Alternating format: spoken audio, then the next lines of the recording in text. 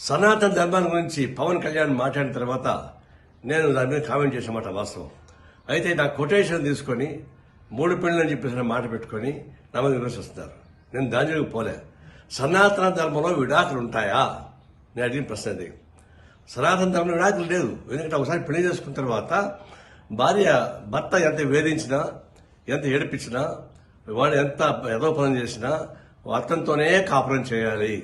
భర్తని వ్యతిరేకిస్తే ఆయన పాపానికి పోతారు అని, భర్త చనిపోతే చితిమంటలపైన భార్యని కూడా తగలబెడతారు అనేది దాని సారాంశం. అలాంటి సారాంశం నెత్తికెక్కించుకొని పవన్ కళ్యాణ్ మాట్లాడుతున్నప్పుడు మరి విడాకులే లేనప్పుడు మరి మీరు ముగ్గురు నెత్తికి విడాకులు అట్లా ఇచ్చారని చెప్పేసి ప్రశ్న నేను ముగ్గురు ఒకసారి పెళ్లి చేసుకొని చెప్పలే. విడాకులు తీసుకొని పెళ్లి చేసుకున్న మాట వాస్తవం, అది నాకు ఇప్పుడు తెలుసు. నేను దాని వరకు ఇప్పుడు పోలే. నేను ఫస్ట్ టైం అంటున్నా. సనాతన ధర్మంలో విడాకులు లేనప్పుడు మరి మీకు ఎందుకు అది వర్తిస్తండి అన్న దాని మీద ఊరికి నా మీద మాట్లాడుతున్నారు. ఇప్పుడు మనం చెప్తున్నాను, అది అరాచకమైనటువంటి సనాతన ధర్మం. అది ఆ ధర్మ వ్యవస్థ మొత్తం వెనక్కి తీసుకెళ్లేటువంటి క్రూరమైనటువంటి చర్య అది. అలాంటి క్రూరమైనటువంటి ఫిలాసఫీని ప్రచారం చేయడం అనేది చాలా ఘోరమేది. ఇప్పుడు చెప్తున్నా, సనాతన ధర్మాన్ని విమర్శించే వాళ్ళని నిన్ను అరెస్ట్ చేయని చెప్పేసి పవన్ కళ్యాణ్ చెప్తున్నాడు. నేను చెప్తున్నా, సనాతన ధర్మాన్ని సమర్థించే వాళ్ళని అరెస్ట్ చేయమని చెప్పేసి చెప్తున్నా. పవన్ కళ్యాణ్ వాళ్ళని అరెస్ట్ చేయాల్సిందే. అది మన సెక్యులరిజానికి, ప్రజాస్వామ్యానికి, మన రాజ్యాంగానికి అర్థం పట్టే పద్ధతిలో ఉంటుంది. కాబట్టి సనాతన ధర్మాన్ని విమర్శించే వాళ్ళని కాదు, సమర్థించే వాళ్ళని చర్య తీసుకోమని కోరుతా ఉన్నా. సనాతన ధర్మాన్ని గురించి పవన్ కళ్యాణ్ మాట్లాడిన తర్వాత నేను దాని మీద కామెంట్ చేసిన మాట వాస్తవం. అయితే నా కొటేషన్ తీసుకొని 3 పెళ్లి అని చెప్పేసి మాట పెట్టుకొని నా మీద విమర్శిస్తున్నారు. నేను దానిలోకి పోలే.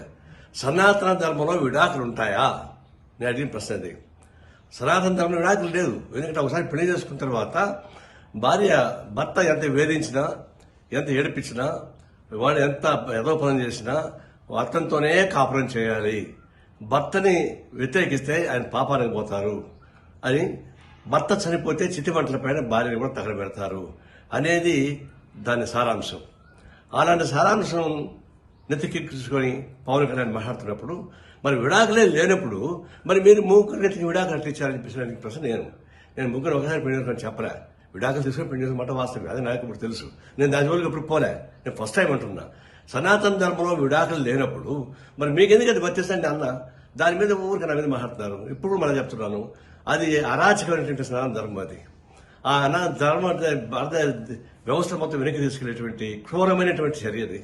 అలాంటి క్రూరమైనటువంటి ఫిలాసఫీని ప్రచారం చేయడం అనేది చాలా ఘోరమేది. ఇప్పుడు చెప్తున్నా, సనాతన ధర్మాన్ని విమర్శించే వాళ్ళని నిన్ను అరెస్ట్ చేయని చెప్పేసి పవన్ కళ్యాణ్ చెప్తున్నాడు.